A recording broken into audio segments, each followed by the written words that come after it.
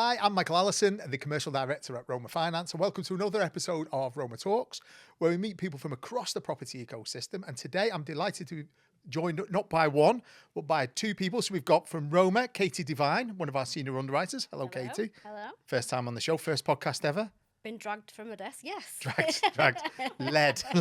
And joining Katie is Tammy Hart, who's a Roma borrower and property entrepreneur. Hello, Tammy. Hello, nice to meet you, and thank you for having me here today. Well, thank you very much for coming. So we are going to get into, so you two collaborated on a case, obviously, Katie being the underwriter and Tammy being the borrower. So we'll talk about that in a minute. But before we do, it's more important we find out a little bit about yourself. So let's start with you, Tammy. Tell us a bit about yourself. So I've been in the property industry for just over 2 years. I have a business with my husband, and we're based in the Northwest. We invest on HMOs, flips, 9 projects up to date, so very, very busy. And then tackling our first Grade 2 listed building at the moment. So all hands on deck, all four hands on deck. It's only the two of us. But yeah, so this is us. And what did you do before property? I was in corporate for 10 years. Did a graduate scheme with a food manufacturer. Stayed with them for about 7 years, then another one for 3. So did quality control mainly and food safety. Right, okay, and then into property with your husband. I think we'll touch on that dynamic in a little bit, if sure. that's okay. And yourself, Katie, tell us a bit about your background. So, makes me feel very old when I say this, but I've been in finance now for 18 years. I started off in the brokerage, working as a administrator. Then I moved to working at a lender, so that was bridging and development as well. And then I worked up to underwriting and senior underwriting, and I've been with Roma now for almost 3 years. Wow. Yes. So obviously it's gone from broker into lending as well, so there's a big transition piece. Yes. So what is it that you like about underwriting, just out of interest? Or do you like underwriting? I love that one first, shouldn't I? I love underwriting.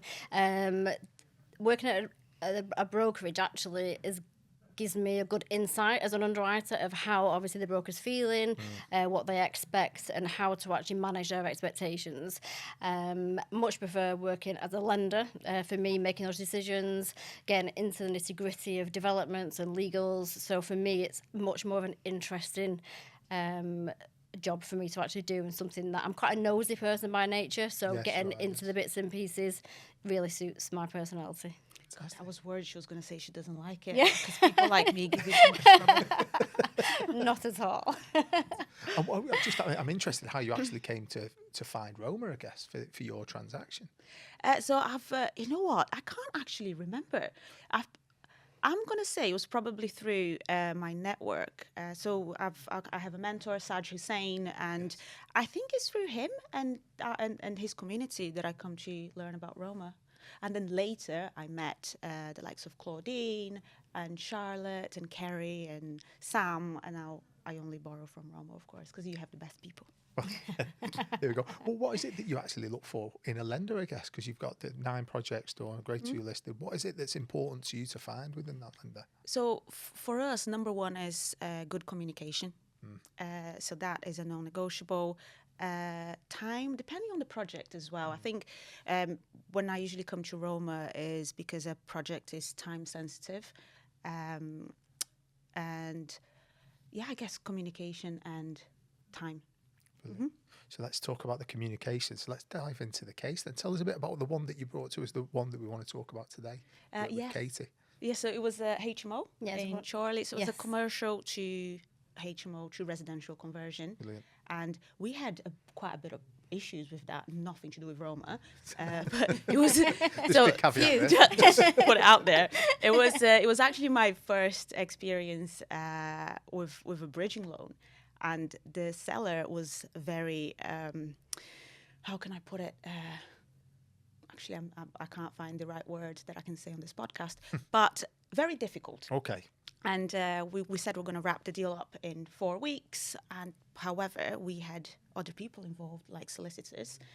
So we ended up wrapping it up in 8 weeks. So it was a little bit of a difficult project. And I bet you probably found it a bit difficult as well. Yeah. But going back to what I said earlier, the communication with Katie and with everybody in Roma during that process is what gave me faith that we were actually going to complete. And then I could say that back to the seller. I think not everything goes according to No. plan, does it? No, it doesn't. So this was in Chorley, did we say? It was, yes. Yeah.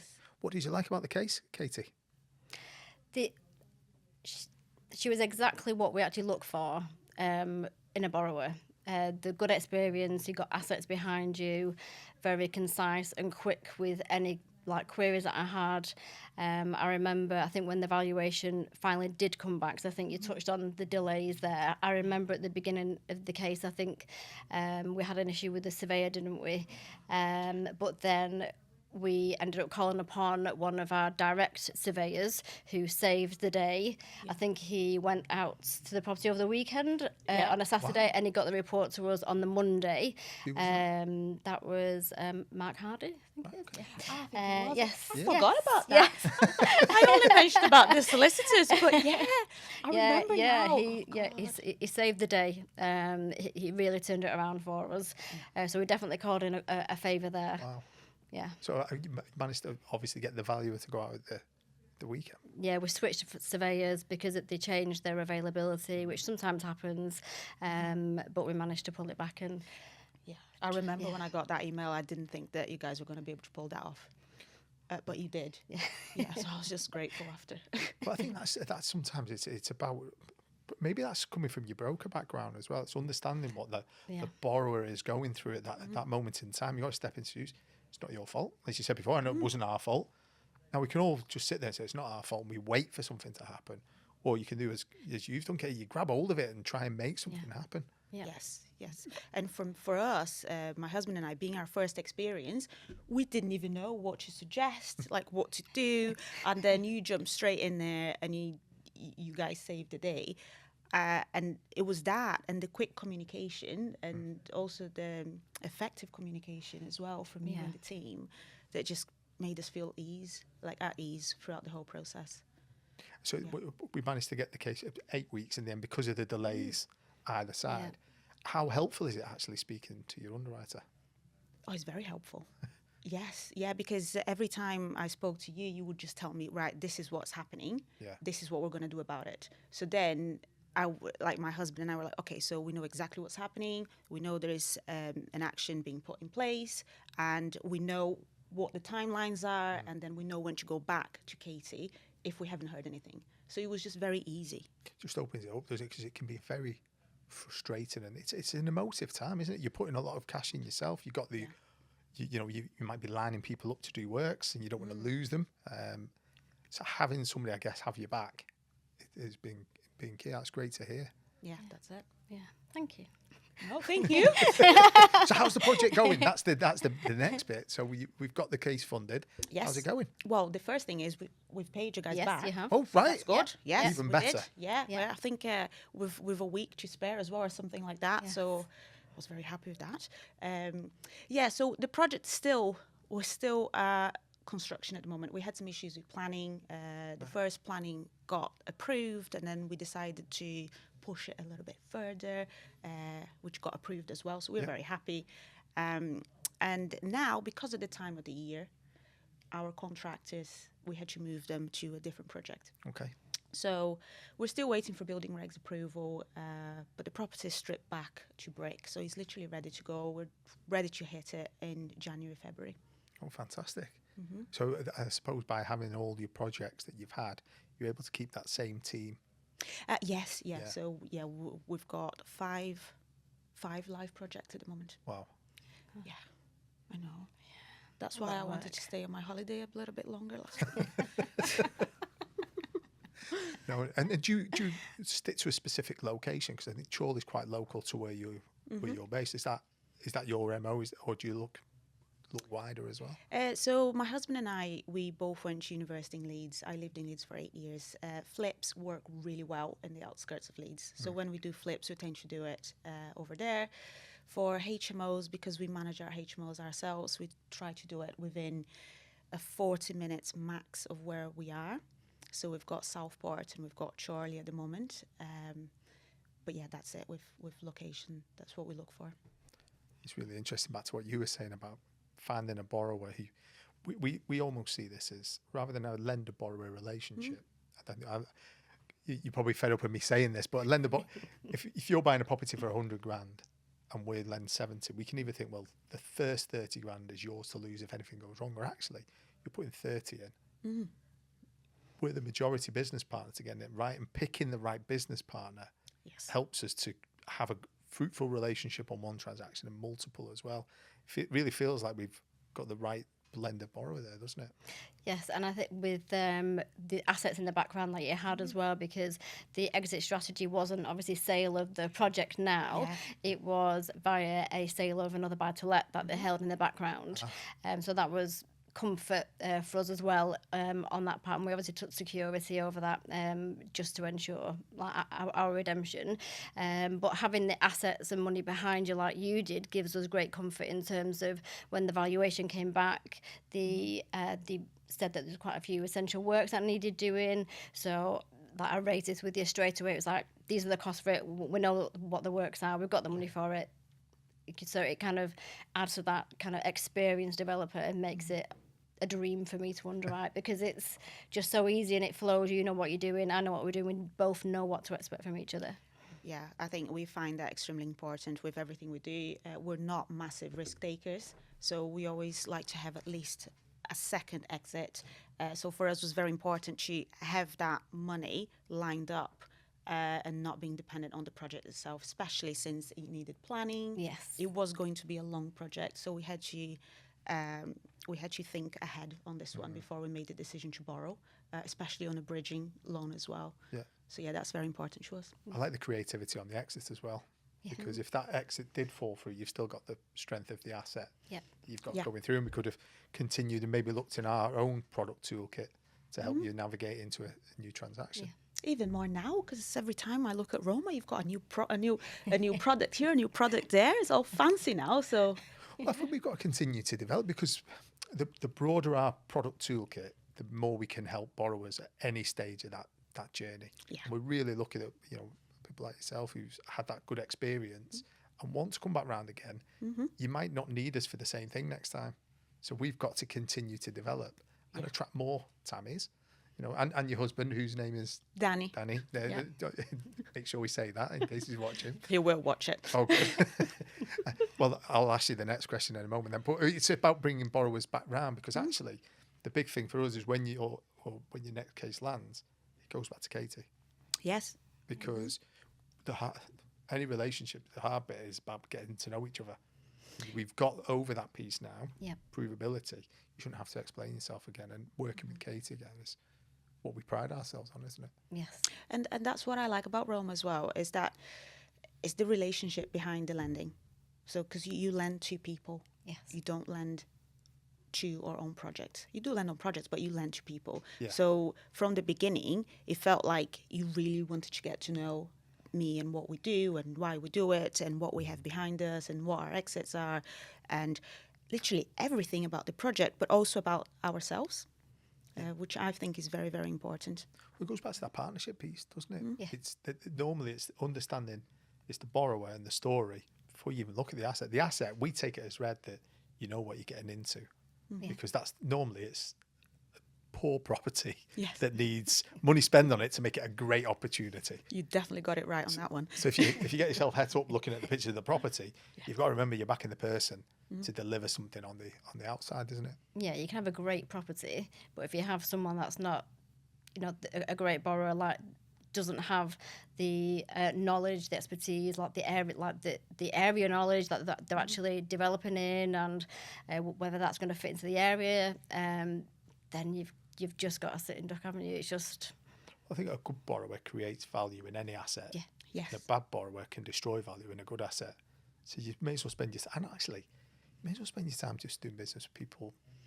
Make it enjoyable, people you like, personable, and have that personable approach, because that's the whole point of when you get out of bed in the morning, you don't get out of bed because you're desperate to go to work. We're desperate to make the most of that day, aren't we? Exactly. Yeah. So the big question: what's it like being in business with your husband? It's actually really good. Right. Okay. We have very different skill sets. very different. So I'm usually out meeting the builders, writing the schedule of works, doing networking, whereas Danny is absolutely fantastic with the due diligence side, the spreadsheets. Oh God, he's got like 4 screens on his desk. I sit opposite him. I can't see him. I don't see him all day. I have to like go around and then I can see him. And he's there doing all the work. So he's the one that is on the emails all the time. He's the one doing the strategy, what we're gonna hit in the next 6 months, in the next 2 years. So he's fantastic with things like that. I'm more project manager, on the design part and the networking. So it's great. And what was Danny's background? So Danny has another business. He's had it for 10 years, and his background is data. He did maths at uni, which is crazy. Sorry if any of you have done maths at uni, but I find it bizarre. So he's very good with numbers. Yeah.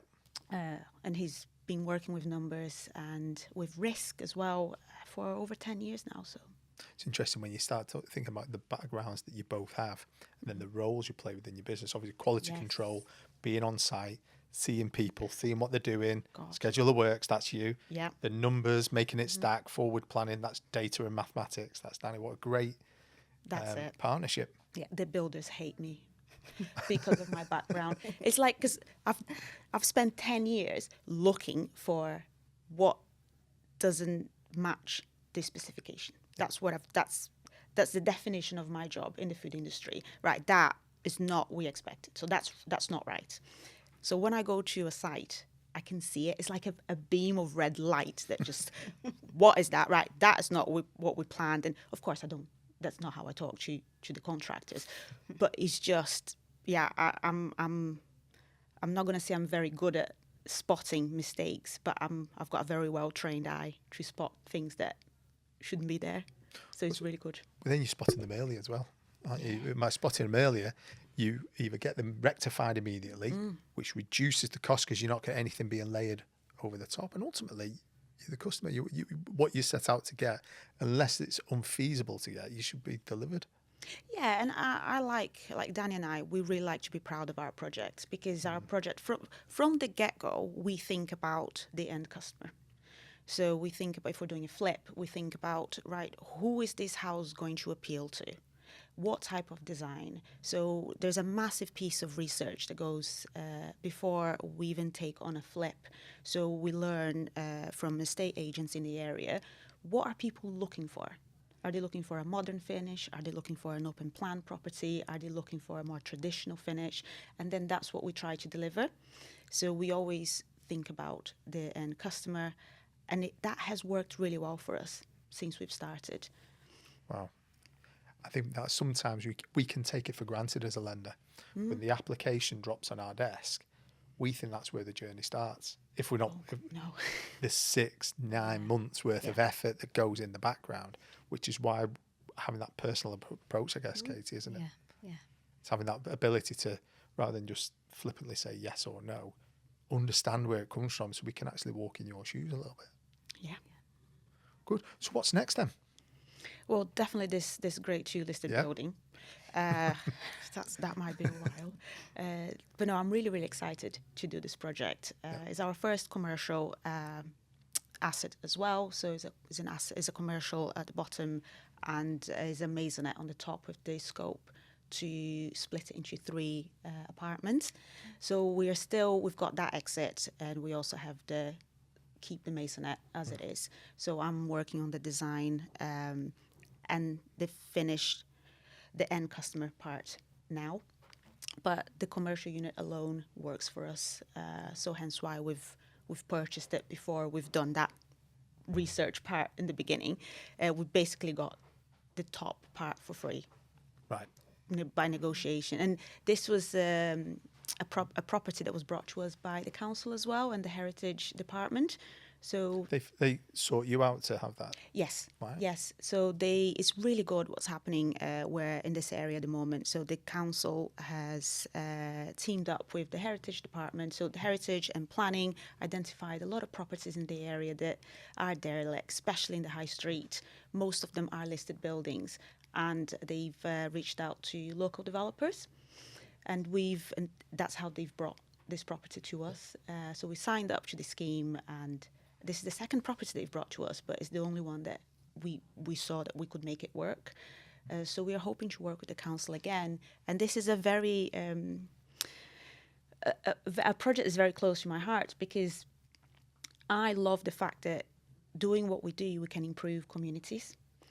Because we take a property that is sad and derelict and no one is living in it and doesn't look very good for anybody else that lives in that area, and we turn it around and we turn it into a home, and a home that someone wants to live in because of the work that we do prior to developing it.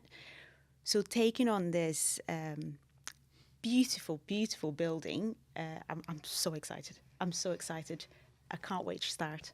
Well, maybe you should come back once you've done it. Come back, and you can walk us through what you learnt on it and how you've done it, because I think we're really excited to see what happens next for you. Yes, and I've been pestering Claudine already to come and visit it. So she knows all about this project, and the HMO as well. Katie, you should come and visit as well, because if it wasn't for you, we probably wouldn't have had it. But yeah, no, it's a really interesting, it's a great journey doing property development. Yeah.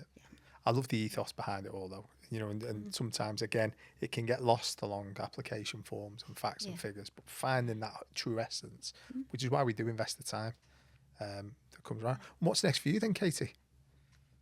Back to the office and more underwriting. Lots more development deals. For me, I enjoy the journey along with the developers, and obviously seeing, like with the grade 2 listed property, that being actually brought back to life, which I always get great satisfaction out of seeing an end product, having like walked through the stages, like it just makes me satisfied to actually see it. And again, I'm quite nosy, so I like to see the end product. Oh yeah. No, I will let you know once it's done. Yes. Brilliant. Well, listen, we could talk all day about that. I really enjoyed it. Thank you very much for coming to see us today. Thanks for sparing us an hour away from your desk as well. Welcome. And thank you everybody else for watching. Thank you. Goodbye.